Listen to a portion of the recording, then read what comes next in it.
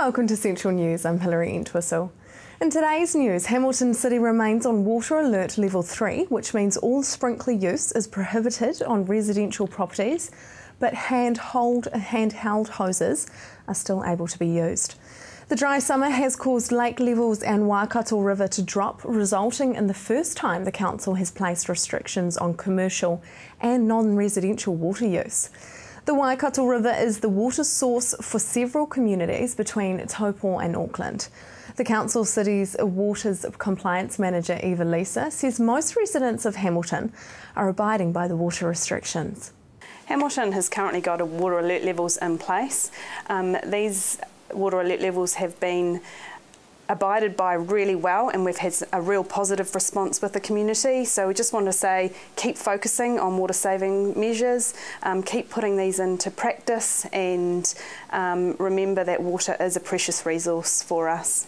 The Waikato Bay Plenty Magic made a smooth start to the 2013 ANZ Netball Championship with a 69-46 win against the Canterbury Tactic in Nelson yesterday.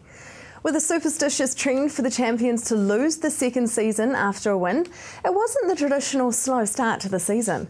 The Magic, who opened their 2012 season with 4 losses, had a much more convincing start, reaching the first break with a 17-12 lead.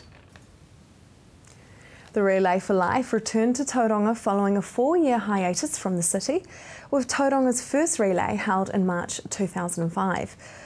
Tauranga City Councillor and Paralympian Tony Christensen, who was chosen to be a patron for the event, launched the relay in November last year by completing a lap of the track on Tauranga's waterfront.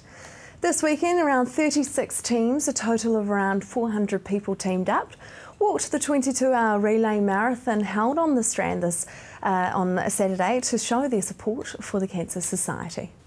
Now for our region's weather. Hamilton, your Tuesday will be fine with light winds. Your expected high is 25 and an overnight low of 10. Tauranga, your Tuesday will be fine with light winds and sea breezes. Your expected high is 24 and an overnight low of 14. Just ahead, the best digger driver in the country.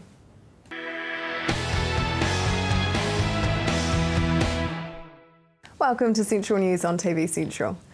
Now, we can all pour a cup of tea with our hands, but what about with a digger? Well, that is what the 11 regional finalists had to do at the National Excavator Competition, and the winner is a local. This is the second time that you've actually competed. How did it actually feel to take it out this year? Well, just going down to the competition that the Contractors Federation holds is a pretty amazing feeling. You get to go down and compete amongst the best of the best. And sitting there and winning it, when I heard my name come up, was pretty incredible. It was sort of, okay, really? It took a little while to figure out I'd actually done it. I'd beaten everyone. What were the different stages of the competition? It was there was a whole lot of different things you had to do, but it was broken into about 4 stages. You had your main course, which is all the things that people like to watch, which is your slam dunking a ball and pouring a cup of tea and mixing some sugar and playing the wire and loop game. Then there was the more serious side to it. You have a 1-day job, which is pricing, scheduled quantities, which is how much everything's going to cost to do it, and actually building that job. There's also a section with the CVIU, which is the police. So like the CSI for trucks, really. They come and check on everything. So you got to load a 6-wheeler and load a machine on a transporter, and they judge you very, very hard on that. So it's knowing a bit more about just diggers. You got to know a bit more about the whole industry, I guess. And also there's a public side of it where you have children coming onto a little digger that's been specially designed so that you can't do any damage with it. If you wanted to, you couldn't. But you run a lot of children through diggers and the health and safety side of it, and seat belts and all that sort of thing. What level of skill does that actually take? There's a huge level of skill to do those sort of things. I mean, half the time I'm pouring a cup of tea at home, I get water on the floor. So doing it with the digger is pretty tricky, but it takes a long time to get that smooth, that flow on that you can handle those sort of things and keep a machine just flowing nicely and not jerking and things like that. There is a planning section to the competition. How much of the job is actually about planning? Everything you do in the machine is about planning. Right from when you're looking at doing a job is when you're doing all your major planning, that everyone thinks about what you're going to do, what you need, who you've got to call, and all that. But right down to the very small things, as such as I'm going over there, I've got to plan what I'm taking with me, because they're not the fastest machines in the world. You don't want to go a K away and think, oh, I left a bucket back there. Oh no. So yeah, everything's about planning with a machine, right down to the small stuff. Tell us more about the pouring a cup of tea with a teapot. Yeah, well, that's these are Hitachi excavators that we get from Cable Price. They have a rock bucket on which has got teeth on it that we change throughout the competition, but for that one they specifically have a rock bucket on, and there's an attachment which bolts onto the rock bucket, and it's got a teapot welded on the end. So you pick it up, line it up with your cup and pour a cup of tea. And it's like when you pour your own cup of tea, you keep the teapot nice and close to the cup, and that's how you do it with a digger too. You can't be this high above the cup, because otherwise it goes everywhere. I don't know if you've ever got a cup and tried to, yeah, missed again. So it's a very specific, very nice and close. Now you actually had to add sugar as well. How did you do that? Yes, that was a new one. All they did, it was a very technical system actually. They got a roll of insulation tape and a teaspoon and taped it to your tooth. And they had a bowl of sugar over here, about 3 metres away, and your cup of tea here. So you had to pick up your sugar, move without spilling any, over to the cup of tea, and then put it in. And it's very tricky, because when you're putting your sugar in, you've got 3 simultaneous movements going all at the same time, and all 3 of them have to be exactly perfect, otherwise you spill sugar and lose points.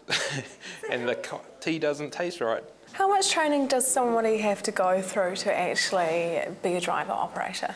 Well, getting the licence is actually the easy bit, because you actually need to get a licence before you can operate a machine. So you can do that in a number of ways. There's courses provided around the country by course providers where you can get a wheels, tracks and rollers endorsement. Specifically for digger, you need a track endorsement. So that's the easy part. It's getting the experience, which takes the time. So tell us about the really exciting state-of-the-art equipment that you guys got to use in the competition. Well, we're very lucky. The competition's sponsored by Cable Price, and so we get to drive what would be the best available digger on the market in New Zealand, and most contractors will tell you that. The Hitachi is just a well-renowned, fantastic brand. So we got to drive brand new diggers supplied by Cable Price that were just a wonderful machine to operate. Why do you love your job? What I like about the job is the people you meet in this industry. People in this industry are real people. What you see is what you get. You get to play outside with big toys. Everyone wants to do it, but only a lucky few of us get to. And you're outside. So what would your advice be to a young aspiring New Zealand operated driver? It's going to take time. You can't be the best at anything in 5 minutes. You need to listen. You need to be patient, practice, plan. And when people put the effort into you, stick around for a bit, eh? Let them get the bit out of you. And you may see James hard at work when you pass the TEL project, although I don't think there are many cups of tea involved there. Coming up next, physical education and health in our schools.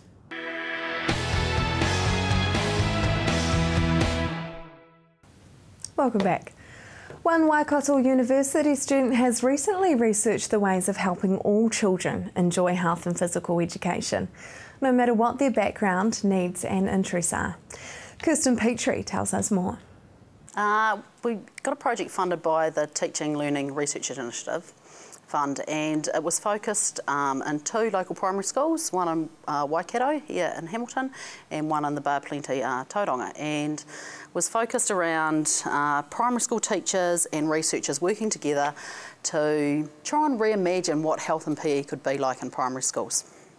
So together with Marg Cosgrove from the University of Waikato, Lizette Burrows from Otago, Shane and Joel from Knighton Normal School and Joe and Deirdre from Mangatapu, we collaboratively worked to interrogate what was going on currently in their schools in relation to health and physical education, and then to try and explore alternative ways or innovative ways we could deliver health and PE so that it catered to the diverse needs of more learners, of all learners in actual fact, as opposed to just a select group.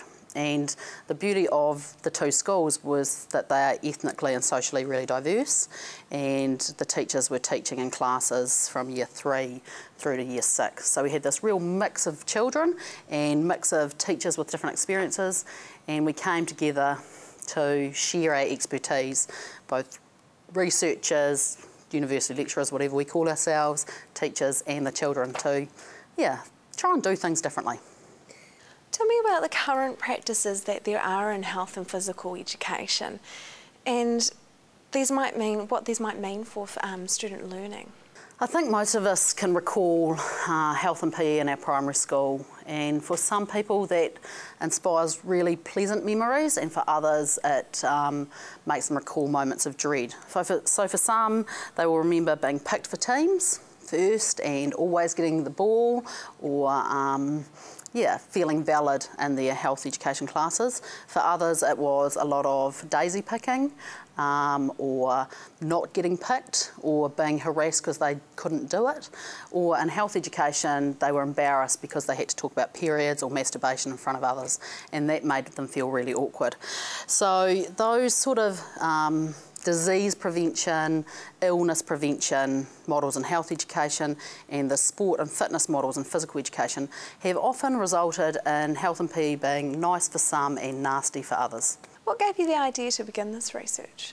In 1999, a new curriculum was written, and in that curriculum, health and physical education was positioned really differently, and it was really seen as an opportunity to do health and PE differently, in ways where PE was about supporting young people to engage in their world differently, to work towards a better world, and to feel better about themselves in relation to others and the world they live in. So we had this curriculum that was about doing something different. Yet all the international research that's been coming out over the last 5-10 years has been showing that health and PE practices in schools, both nationally and internationally, isn't doing that. And we're seeing health and PE bombarded, I guess would be the word I'd use, by health imperatives about making kids skinnier and fitter and eating better. And while lots of these are done with really good intent and people do it thinking they're doing a moral good, some of the messages that young people are taking away about who counts as valued and valid and who doesn't has been really worrying for us. So we have this curriculum that's based on holistic notions of well-being, on Mason Jury's Whare Tapawhā model, where we're talking about spiritual, social, mental, emotional and physical well-being. Yet we have practices in schools that are directed really narrowly often around the physical. And in doing that, we don't feel like schools are supporting the well-being of young people more broadly. And they also position some kids as good and other kids as bad. And at the same time, often position parents as good or bad based on what those things are about. So how did you go about finding how health and physical education could be reimagined and done differently? We were really lucky actually, because to start with we had 4 fantastic teachers to work with and we had time to think, and I think that was more important than anything else in some ways. And as part of that, we really took on board that we all brought different expertise to the table. Often we'll see research done where someone from a university or some health board or whatever will come in and tell others how they need to do it. And we were in a position where we said the classroom teachers know their students, they know their context, and they know themselves, obviously. We, supposedly, the University 3, know about health and physical education and about research. And Lizette would call us the Swively Chair Group, but together we could collectively share ideas. So we worked through a process of thinking about how we would build capacity and understanding of what was currently happening. And then we worked from there to really interrogate that and critically reflect on those practices and what it meant for different people and for the students and different students in those contexts. From there, we then had the luxury of taking time to try some new things. So we spent all of last year being innovative in a sense and trying things differently, taking risks and seeing how they played out. Just ahead, the health of our soil.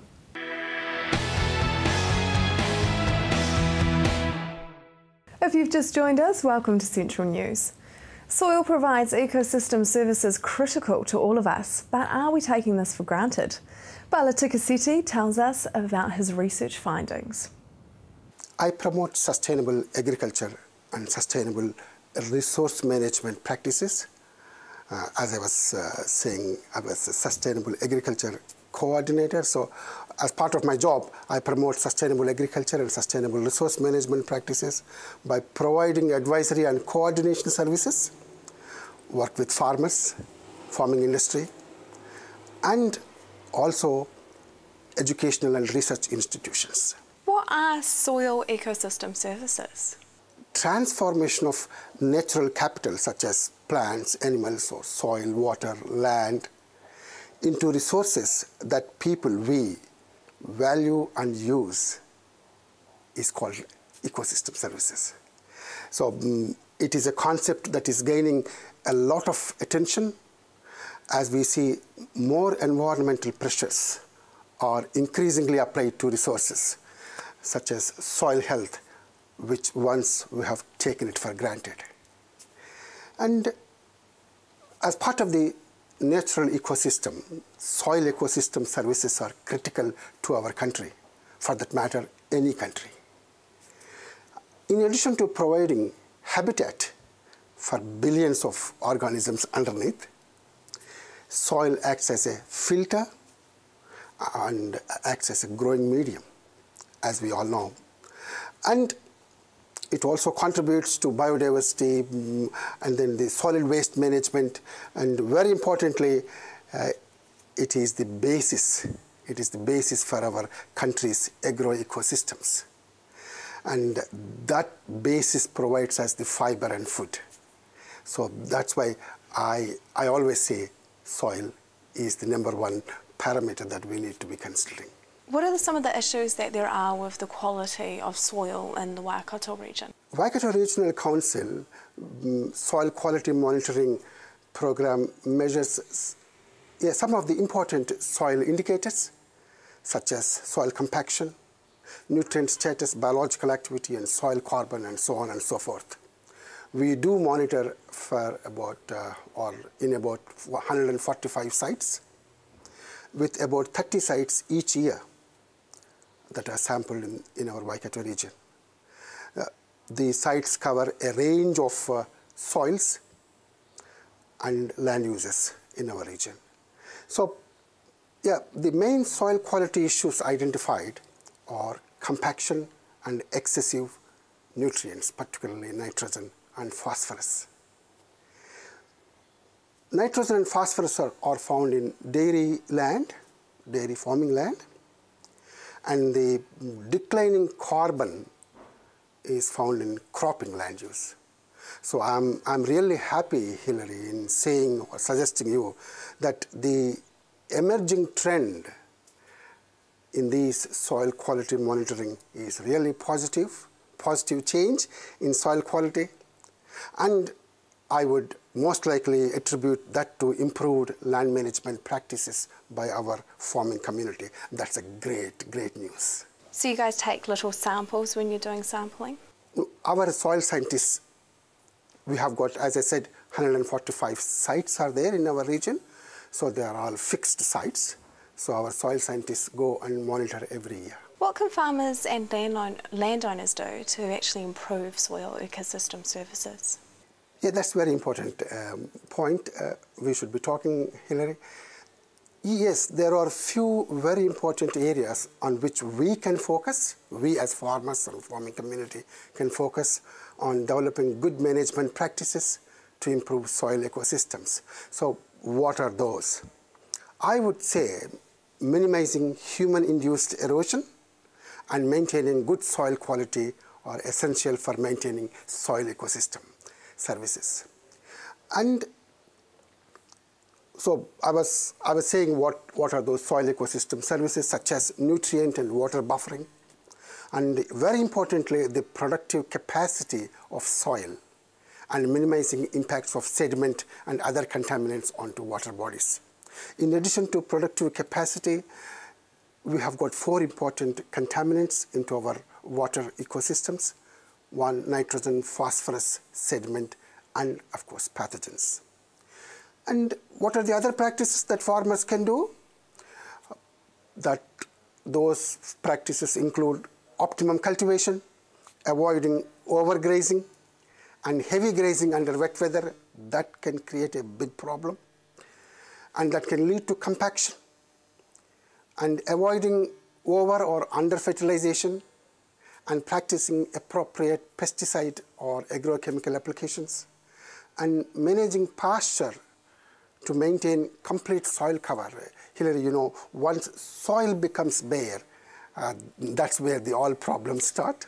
So this is an important management practice, managing complete soil cover and careful application of farm dairy effluent to avoid saturation and optimize organic matter. And yeah, there is every benefit in protecting sensitive areas in farms, such as wetlands. Wetlands, they deliver a wide range of ecosystem services, such as improving water quality, flood regulation, coastal protection, and providing recreational opportunities and fish habitat, and so on and so forth. There are many we can really undertake the management practices. The Waikato Regional Council is holding an effluent expo tomorrow at the Mystery Creek Event Centre. Visit waikatoregion.gov.nz to find out more. That is the news for today. We really want you to be involved, so like us on Facebook and let us know your views. If you have news including your own video and photos, go to our website and hit upload. Thanks for joining us. I will be back tomorrow night with more guests from in and around the regions. I'm Hilary Entwistle. Have a lovely evening.